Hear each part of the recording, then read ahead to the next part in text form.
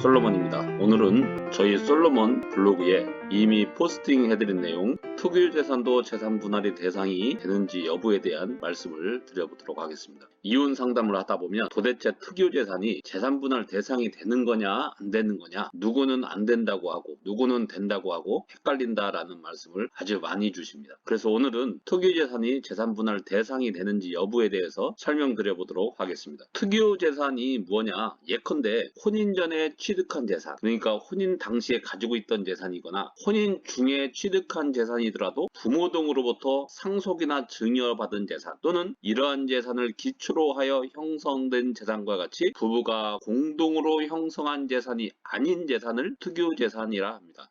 이러한 특유재산은 원칙적으로 재산분할 대상이 되지 않죠. 왜? 부부가 공동으로 형성한 재산이 아니니까. 그런데 그러한 특유재산이더라도 다른 한쪽 배우자가 적극적으로 그 특유재산의 유지에 협력하고 감소방지와 증식에 협력한 경우에는 재산분할 대상이 된다는 것이 대법원의 확고한 입장입니다. 그리고 실무적으로는 혼인기간이 장기간 지속된 경우에는 특유재산을 대부분 재산분할 대상에 포함시키고 있는 실정입니다. 그러면 어느 정도의 기간이 장기간이냐 하는 점은 일도양단적으로 말할 수 없어요.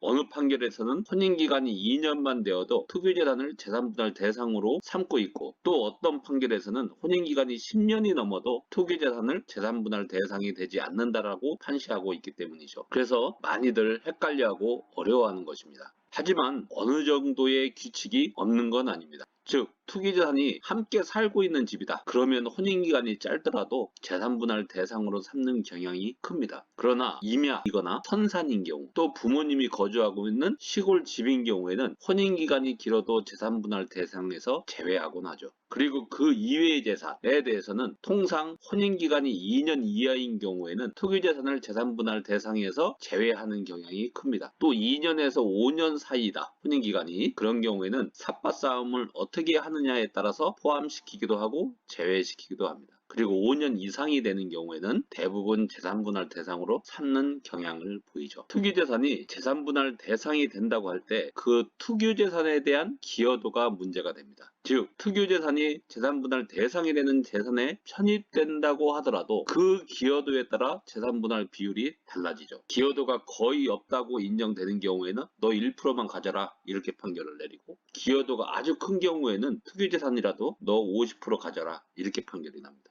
즉 1%에서 50% 이상까지 그 분할 비율 편차가 아주 큽니다. 따라서 특유재산이 재산분할 대상이 인정이 된다고 해서 더 이상의 싸움을 단념해서는 안 되죠. 상대방 배우자의 기여도를 줄이기 위해서 끝까지 싸워야 하고, 또 반대편 입장에서는 기여도를 늘리기 위해서 끝까지 싸워야 되죠. 그래서 이혼소송에서는 지구력과 투지력과 승부욕이 반드시 필요하다라는 말씀을 저희 솔로몬이 자주 드리는 겁니다. 그러면 다음 시간에 또 유익한 정보를 가지고 찾아뵙도록 하겠습니다. 감사합니다.